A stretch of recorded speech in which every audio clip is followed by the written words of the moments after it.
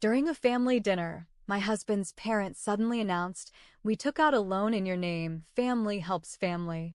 My husband nodded and said, "You'll pay it off, right?" I smiled, pulled out my phone, and said, "Good thing I just called the bank to report fraud." Their faces went pale as their plan crumbled instantly. It was a typical sweltering summer evening in Austin, Texas. The sun had dipped below the horizon, but the heat lingered, wrapping the city in a heavy blanket. Our modest suburban home sat quiet, the hum of the air conditioner the only sound as I set the dining table for a family dinner.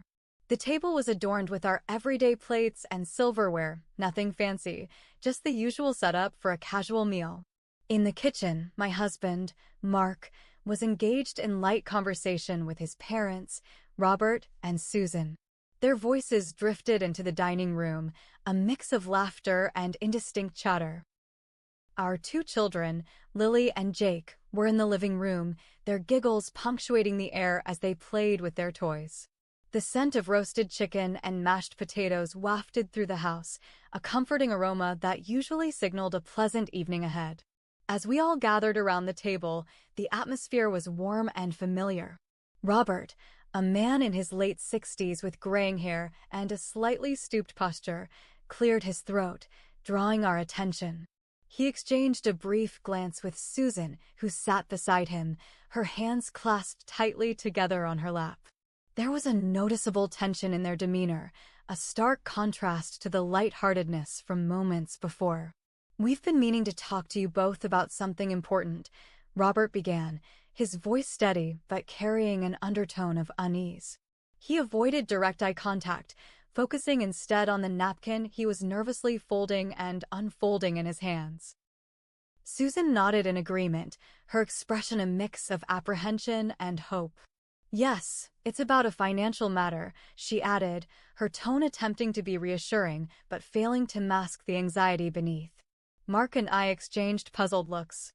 Financial discussions weren't uncommon in our family, but the gravity in their demeanor suggested something more serious. Mark, a man in his early 40s with a strong build and an air of quiet confidence, leaned forward slightly, his brow furrowing. "What is it?" Mark asked, his voice calm but edged with curiosity and concern. Robert took a deep breath, as if bracing himself for the impact of his next words. "We took out a loan in your name," he admitted, his eyes flickering up to gauge our reactions before quickly looking away. "Family helps family, right?" The room fell into a stunned silence. The only sounds were the distant chirping of cicadas outside and the soft clinking of Lily and Jake's toys in the next room. The air grew heavy, the weight of Robert's confession settling over us like a thick fog. Mark's face paled, his jaw tightening as he processed his father's words. "You did what?" he asked, his voice barely above a whisper, yet each word was sharp and clear. Susan hurriedly interjected, her tone pleading and eyes glistening with unshed tears. "We were in a tight spot financially. The bank wouldn't approve us for a loan, but they suggested that if we had a co-signer with good credit, it could work. So, we thought of you too." Her words tumbled out in a rush, as if saying them quickly would lessen their impact. I felt a cold wave of disbelief wash over me. "But we never agreed to co-sign anything," I said, my voice shaking with a mix of anger and confusion. My hands trembled slightly as I gripped the edge of the table, seeking some form of stability in the whirlwind of emotions. Robert shifted uncomfortably in his seat, his gaze fixed on the tablecloth. We didn't exactly ask." "We used your information to secure the loan," he confessed, his voice barely audible. The admission hung in the air, a heavy burden that couldn't be ignored. Mark's hands clenched into fists on the table, knuckles turning white. "That's identity theft," he said, his voice rising with a mix of disbelief and fury. "Do you have any idea what you've done?" His eyes burned with intensity, locking onto his father's guilty face. Susan reached out, attempting to place a hand on Mark's arm, but he pulled away, the distance between them growing more than just physical. "We had every intention of paying it off," she insisted, desperation coloring her voice. "We just needed some time. We thought we could manage the payments." Her eyes searched Mark's face for any sign of understanding or forgiveness. I took a deep breath, trying to steady my racing heart and organize my thoughts. "How much is the loan for?" I asked, dreading the answer but knowing we needed all the facts. My voice was steadier now, the initial shock giving way to a need for clarity. Robert hesitated, his throat working as he swallowed hard. $30,000, he finally replied, his voice barely above a whisper. The figure landed like a punch to the gut, leaving me momentarily breathless. My mind raced, calculating the potential damage. This wasn't a small sum. The implications for our credit, our financial stability, were enormous. Late payments, default notices, a tarnished credit score, all because of a decision made without our knowledge or consent. Mark ran a hand through his hair, exhaling sharply, a sign of his mounting frustration.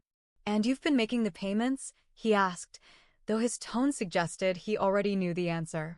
His eyes bore into his parents, demanding honesty. Robert shifted in his chair, shoulders slumping. "We made the first payment," he said quietly. "But then things got worse. We missed the last four. For missed payments." The blood drained from my face. I stared at them like I didn't even know who they were. Susan bit her lip, twisting her napkin with shaky hands. "We were going to catch up," she added quickly, voice cracking. "We didn't mean for it to go this far." Mark stood so fast his chair screeched back. His voice cracked like thunder. "You missed 4 payments on a $30,000 loan, in our name?" He looked like he was ready to punch a hole in the wall. "We have a mortgage. Kids. A future to protect." Susan reached for him, desperate. "We're sorry. We just thought..." "No," he snapped, pulling away. "You didn't think. You stole from us." The silence that followed was suffocating. I looked at Robert. "How did you even get our info?" He didn't answer. That's when it hit me. "You used that time we refinanced," I whispered. "You took the old papers we left at your house, didn't you?" Susan looked like she might cry. "We were going to shred them. But when we got desperate. We saw the social security numbers. We didn't plan it. I stood up. You know what else just happens? Jail time."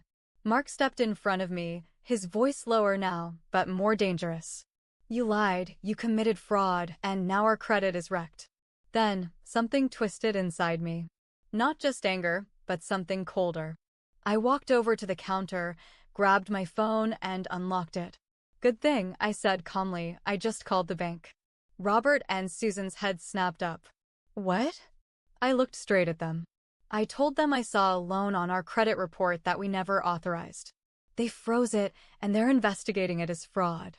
Susan turned white. You reported us?" "You left us no choice," I said. "I'm not risking our future because you decided to play financial roulette with our lives." Robert looked like he was going to say something, but Mark cut him off. "How could you do this to your own son?" Then Susan snapped. Her whole face changed. She dropped the soft-spoken act. "Oh, come on, Mark," she barked. "It's not like you guys are poor.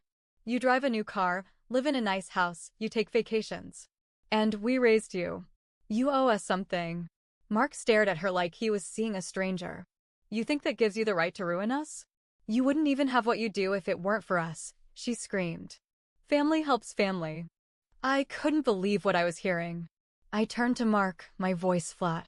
This wasn't desperation. This was entitlement. Robert stood up. "We didn't ask for much. 30,000 is nothing to people like you. People like us? We both worked full-time. We budgeted, saved, sacrificed. We didn't have rich people money. We had responsible money." Mark's voice dropped low. "Get out of our house." "What?" Susan gasped. "You heard me. Get out. But the kids, don't use them," I cut in. "Don't you dare use them." They didn't move. Mark opened the front door. "Out! Now!" Susan muttered something about "this is how you treat family," and Robert said, "You'll regret this," but they left. The door shut behind them. The kids peeked in from the living room, confused. I smiled, trying to keep my voice light. Grandma and Grandpa had to go home early. We got the kids to bed. Then Mark sat on the couch and buried his face in his hands. I sat beside him, my own hands still shaking. "This could ruin us," he said. "We could lose everything." I looked at him. Not if we fight back. The next day, I met with a fraud investigator at the bank. She was calm, professional, took down everything. Then she leaned in and said, "You're not the first person to report something like this. Family fraud cases are up." I swallowed. So what happens now? We'll dig in. But you may want to pull your full credit reports, freeze them, and file a police report. A police report. I didn't want to believe it would come to that. But when we checked our credit reports that night, I found something that made my stomach turn. There were 2 loans. Not one. The second one was smaller, about $9,000, but it was in my name only. A different lender. A credit union we'd never used. I stared at the screen in disbelief. They did it again. Mark looked over my shoulder. No, they planned this. The first loan was just the beginning. The fraud wasn't a mistake. It wasn't desperation. It was calculated. And now it was war. We didn't sleep that night. We sat up with laptops open, cross-checking everything we could find. Credit reports, banking apps, old emails, anything. I was scared to blink, worried I'd miss something else they snuck past us. The second loan hit harder than the first. Not because of the amount, but because of what it meant. They were methodical. This wasn't a one-time slip. They'd planned to drain us slow, like a leech. The first loan was the big ask. The second?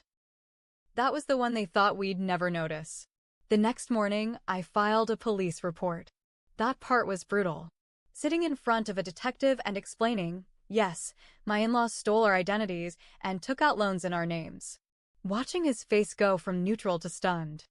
I felt like I was betraying some unspoken rule of family, but what else could we do? Mark was quiet on the ride home. He wasn't usually the type to hold grudges. But this had broken something in him. That evening, we got a call from the fraud investigator at the bank. "I found something," she said, her voice flat but tight. "The co-applicant for both loans listed their income as working for your company, Mrs. Barnes." My stomach dropped. "Excuse me? Your company. Your business name, your EIN, your job title. All of it." They hadn't just stolen our identities. They had forged documents to make it look like Susan worked for me. Which meant if the bank came back at us hard, I could be investigated for faking a loan application, even though I had nothing to do with it. Mark sat on the couch, stunned, as I repeated what she told me. She made fake pay stubs.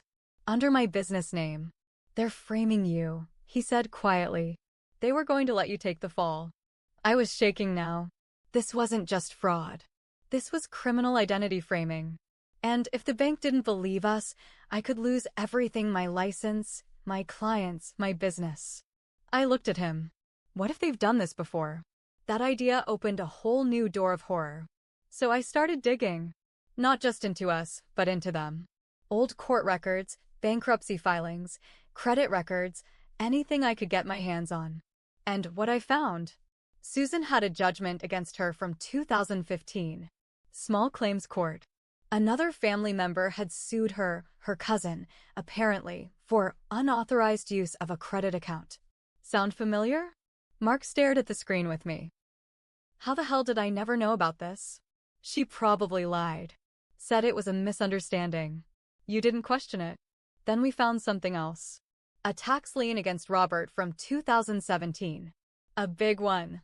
From the IRS. We sat there connecting dots. Piece by piece. These people weren't just desperate. They were experienced. This was a pattern. A system. They used family like a piggy bank quietly, under the radar, until they bled them dry and moved on to the next. I called the cousin listed in the small claims case. Took a chance. Told her who I was. She sighed before I even finished.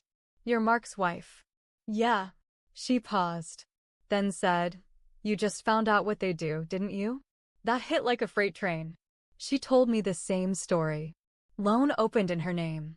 Promises to pay. Then threats when she tried to close it. Then silence. She sued, won, but never got a dime back. "They always act like victims," she said. Then they flip. Blame you. Make it about family loyalty. Then ghost you. "I'm sorry." I thanked her and hung up, my hands trembling. They weren't just thieves. They were predators. using love and blood ties as cover. When I told Mark, he didn't speak for a full minute. Then he said they were never going to stop. Ever. We knew what we had to do next. We hired a lawyer. Not just for the fraud. For a restraining order. We had no idea how far they'd go. But then, just when I thought we had control of the situation, we got a knock at the door. It was a man in a gray uniform. A process server. He handed me an envelope. Robert and Susan Barnes, he said, are suing you for defamation and emotional distress. I just stood there, frozen. Excuse me? They're claiming you damaged their reputation by making false accusations about fraud. The irony hit so hard I laughed. They'd stolen from us. Forged documents. Framed me for fake employment. And now they were suing us. For defamation. Mark came to the door and I handed him the letter. He read it. His face was stone. Then he looked up at me and said, "This isn't a fight anymore. It's a war. We were being sued. By the people who committed actual fraud against us." Mark paced the kitchen for a full hour while I sat at the table with the envelope in front of me. My stomach felt hollow. There it was in black and white. Accusations, fake stories, twisting every piece of truth into something ugly. According to them, we were the manipulators. We were the liars. We handed everything to our lawyer. He read it all, took one long breath, then said, "This is pure intimidation. They're hoping you'll back off and drop the fraud claims." But we didn't. We doubled down. And then? We got lucky. 2 weeks later, the fraud investigator called again. She'd found more. Susan had created a fake email account using my name. She used it to communicate with the loan officer. Pretending to be me, giving permission, answering questions, and even sending in digital copies of our IDs that were clearly tampered with. The bank had screenshots, full email threads, IP addresses, timestamps. The bank's fraud department pressed charges. The police showed up at Robert and Susan's home early one morning. They were both arrested. Mark and I sat on the porch that afternoon, quiet. I should have felt relief. But mostly, I felt cold. Like a part of me had been carved out. A few weeks later, the court case began. We pressed forward with both criminal and civil charges. The defamation case they filed against us? It got thrown out almost instantly. The evidence of their lies was stacked so high the judge barely glanced at it before dismissing. Then came the moment we weren't expecting. Our lawyer called us before the next hearing. "There's a new development," he said. "Good or bad?" I asked. "That depends," he replied. Robert and Susan aren't the only ones under investigation now. I felt my blood go cold. What do you mean? Apparently, Susan listed your business as her employer not just on the loan, but also on her last 2 years of tax returns. I nearly dropped the phone. She had filed income using my business, claiming I paid her a full-time salary, which meant she had either A. been collecting benefits under false pretenses, or B. committed tax fraud. And since it was under my business ID, the IRS flagged it. I was now under review too. It didn't matter that I didn't know. It didn't matter that I'd never paid her. I was tied to it. I had to sit in an IRS office, sweating through every paper and receipt, proving I had no connection to what she'd done. They believed me. Eventually. But I had to pay for my mistake too. Because I'd been too trusting. Too casual with documents. Too quick to leave private files at other people's houses. I gave her access, even if not knowingly. That part stung the most. I made it easy for her. The trial dragged on. Mark testified. I did too. The cousin who had sued Susan in 2015 showed up. So did another distant relative who'd been burned years earlier, but had stayed silent out of shame. Robert looked broken. Susan? She cried the whole time. Not because she was sorry, but because her plan had finally blown up. The jury came back after just one day. Guilty. On all counts. They were both sentenced. Not just fines, real jail time. The judge was furious. Called it one of the most cold and calculated family betrayals he'd seen in years. When the bailiff led them away in cuffs, Susan tried to lock eyes with me. But I didn't flinch. I didn't feel bad. Not anymore. But the story doesn't end there. A few months after sentencing, we got a letter from Robert. Handwritten. Rambling. Mostly excuses. Then, near the end, one line stuck out. We raised Mark. We thought we'd earned the right to lean on him. I didn't realize how far we'd fallen until it was too late. Mark read it. Then he tossed it into the trash. We sold the house the next year. Moved across the country. Somewhere quieter. Somewhere no one knew us. We rebuilt. Our credit. Our peace. Ourselves. But we never forgot. Not what they did. Not what we learned. Not what we allowed to happen. I keep a copy of that forged loan application in a folder in my office. Not because I want to remember the pain, but because I never want to forget the price of silence, the danger of it's just family. Sometimes, the people closest to you are the ones holding the knife. And sometimes, you have to be the one to twist it back.